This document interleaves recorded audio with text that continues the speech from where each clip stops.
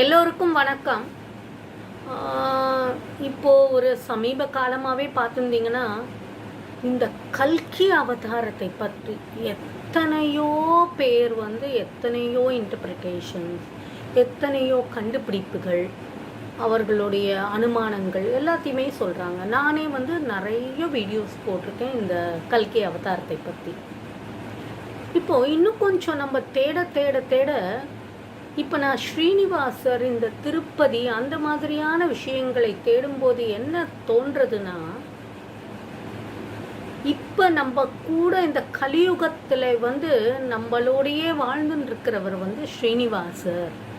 ஏன்னா அந்த கதையை நான் போட்டிருக்கிற அந்த ஸ்ரீனிவாசர் கதைகளை கொஞ்சம் போய் பாருங்கள். அதோட லிங்க்ஸை இந்த டிஸ்கிரிப்ஷனில் கொடுக்குறேன்.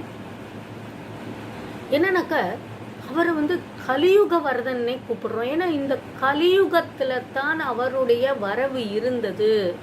ஆனால் அதை அந்த தசாவதாரத்துக்குள்ளே நம்ம எடுத்துக்கிறது இல்லை. இன்னும் மேலேயும் இந்த ஸ்ரீனிவாசனானவர் விஷ்ணுவின் வடிவம்.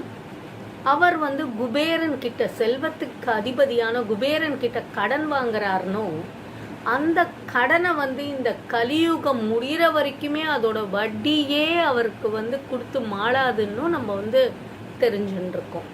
அப்படி இருக்கும்போது என்னுடைய மனசுக்கு என்ன தோன்றதுன்னா, கல்கிங்கிறவர் தனியாக பிறக்க போகிறதில்ல. இந்த ஸ்ரீனிவாசர் தான் ஒரு சமயம் கல்கியோட வடிவமோ அப்படிங்கிற ஒரு எண்ணமும் எனக்கு உதித்திருக்கு.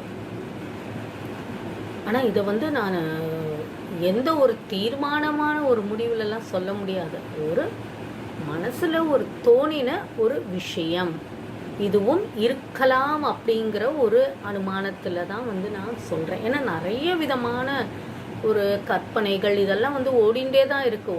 ஒத்த இருக்கும். இந்த உலகத்தில் இருக்கிற எல்லாருக்குமே பலவிதமான கற்பனைகள், பலவிதமான சந்தேகங்கள் எல்லாமே தான் இருக்குது. நம்ம சொல்லின்னு இருக்கோம் இந்த கலியுகம் இது அதுன்னு சொல்லிட்டு. எத்தனையோ நமக்கு இந்த கிருஷ்ணர், ராமர் எல்லாரையும் இருந்தாங்கன்றது புராணங்களில் வச்சு நம்ம படிச்சுன்னு இருக்கோம். ஆனால் நமக்கு இப்போ கலியுகத்தில் இந்த ஸ்ரீனிவாசர் தான் இருந்துருக்காருங்கிறது ஒரு மனசுக்குள்ளே ஏதோ ஒன்று தோணின்னு இருக்கு. அதனால் எனக்கு தெரிஞ்சு ஒரு சமயம் இந்த ஸ்ரீனிவாசர் கல்கியாக உருவெடுப்பாரோ அப்படிங்கிற ஒரு கோணத்தில் கூட நம்ம பார்க்க வேண்டி இருக்கு. இதை பற்றியான நிறைய விஷயங்கள் தெரிஞ்சுதுன்னா மற்றும் பல வீடியோக்களில் போடுறேன். உங்களுக்கு யாருக்காவது இதை பற்றியான ஏதாவது ஒரு சுவாரஸ்யமான விஷயங்கள் தெரிஞ்சுதுன்னா கமெண்ட்டில் போடுங்க. அதை பற்றி டிஸ்கஸ் பண்ணலாம். மற்றும் ஒரு சந்தர்ப்பத்தில் உங்களை சந்திக்க வரேன். இந்த சேனலை சப்ஸ்கிரைப் பண்ணாதவங்க சப்ஸ்கிரைப் பண்ணுங்கள். கூடிய விரைவில் உங்களை பார்க்குறேன். அது வரைக்கும் நன்றி, வணக்கம்.